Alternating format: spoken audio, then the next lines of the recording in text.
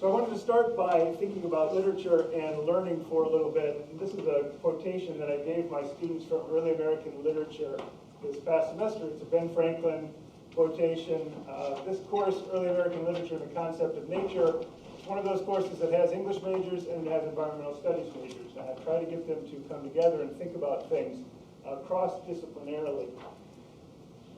One of the things that I like about this, and all of our talk about teachers and students, has really confirmed why I like this quotation so much.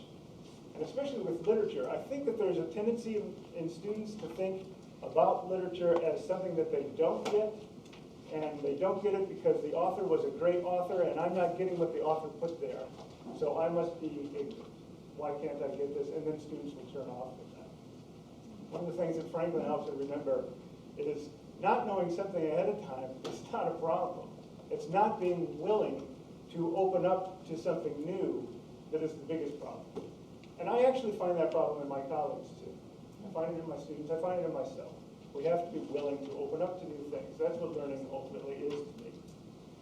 The lack of willingness to learn is not only a shame, but I think it's a major obstacle to understanding, to our living better in and improving this world, and improving our present circumstances. Learning about literature, learning about history, learning about art to me is about learning about what our present circumstances are and what we can do about them. Our present circumstances are conditioned by this place called America with its glories and its horrors. This place is conditioned by American history. That history is conditioned by prevailing notions of its nature. And that nature, that history, and this place can be approached through, at least to my mind, and I think to Jeff's mind to some extent, a study of literature. There's something about literature that I think is inherently connected, and that's what I want to talk about in a minute. Study about literature, maybe the study about anything, when it's successful, is cultivating the imagination and getting people to want to learn, getting people to want to think. So with that in mind, literature is less a thing than it is a method of thinking, at least in my approach. So it's different in some ways from the ways in which we've been talking about art, or even talking about history with the emphasis on primary documents. It's less of a thing, to me, than it is an opportunity for better thinking. And that's partly because of literature's inherent connective nature. It connects nature and history and politics and philosophy and religion. Every piece of literature has all of those things going on in it, just about. In thinking about that literature, you do not have to just think about what the right answer is to what the poet put in it or what the novelist put into it or something like that. You think about how those different things are happening. Literature involves being imaginative, it involves critical thinking, it involves connecting those things to one's own experience.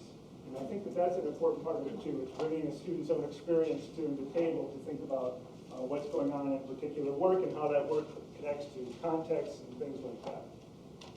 It connects the past to the present and reading to the past in which the text is written or of which the text speaks into the present when it's being read. And that present is an incredibly important part of the literary moment. It's not that important ultimately. Shakespeare's important in some ways, but it's more important what we do with Shakespeare right now. We have to figure out how Shakespeare can be meaningful in our moment. Otherwise, it's just some dusty thing on the shelf, I think. So literature is it's connective, it can involve a struggle, and I think students can be encouraged to struggle with themselves and with the text that they're dealing with. Jennifer MacDonald, a literary critic, wrote recently that literary study is a struggle with oneself as well as with the age in which something is being read, and maybe the age of the student too, as we expand that to think about our particular circumstances.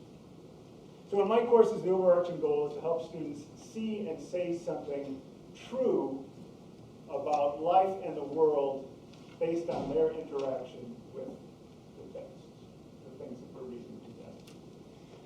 Lately, I've been doing this with rivers especially, and I find rivers incredibly useful because they also are inherently connected. They connect the past to the present. They connect states to states, the coast to the interior, all kinds of things to one another. And in this book that I've just written, The Meaning of Rivers, I'm trying to address the relationship between rivers and literature.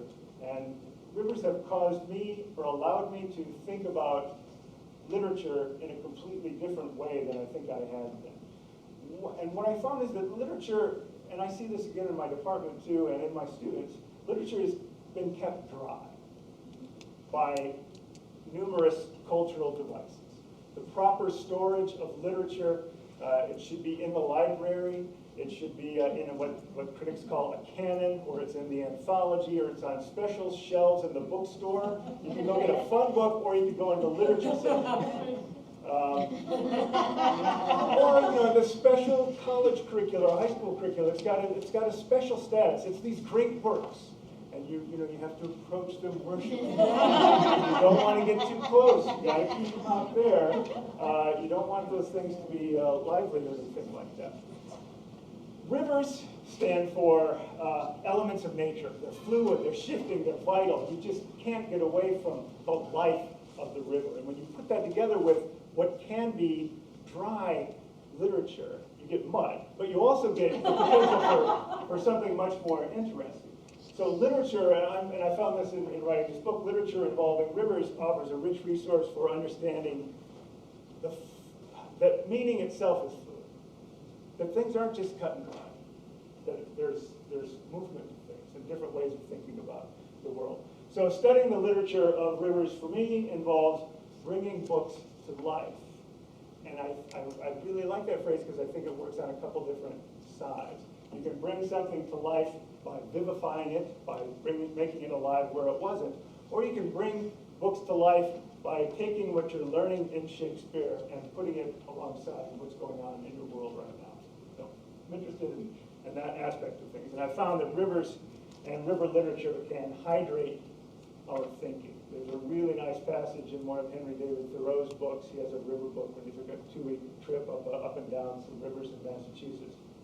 And Thoreau, who's a lot funnier than many people give him credit for being, wrote, most people with whom I talk, men and women even of some originality and genius, have their scheme of the universe all cut and dry. Very dry, I assure you, to hear. Dry enough to burn, he says. So most people's thinking, according to Thoreau, lacks moisture, especially the so-called experts, in his view. It lacks life. Rivers and literature, when you put them together, I think can help water our ways of knowing. So that's what I've been up to in working on these things.